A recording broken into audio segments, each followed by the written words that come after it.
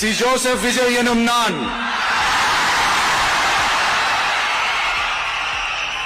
தமிழ்நாட்டு அரசின் முதலமைச்சர் என்ற முறையில்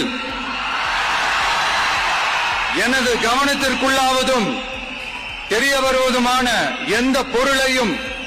முதலமைச்சரின் கடமைகளை உரியவாறு நிறைவேற்ற தேவையான அளவுக்கன்றி ஒருவரிடமோ பலரிடமோ நேர்முகமாகவோ மறைமுகமாகவோ அறிவிக்கவோ வெளிப்படுத்தவோ மாட்டேன் என்று ஆண்டவன் மீது ஆணையிட்டு உறுதிமொழிகிறேன்.